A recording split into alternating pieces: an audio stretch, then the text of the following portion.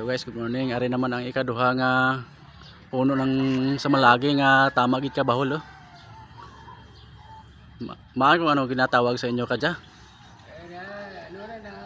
Malaking puno ng sampalok. Samalagi. Samalagi. Sa amin, sa Tagalog, sampalok. Tagalog sampalok. Mahigit sa 100 taon na ang edad nito.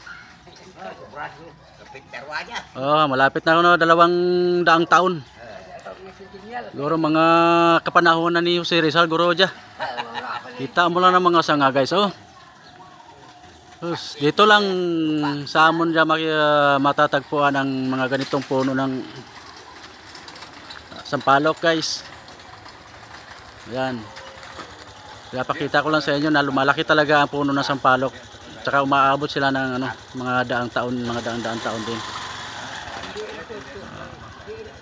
Yan guys ha, maraming salamat po sa panonood.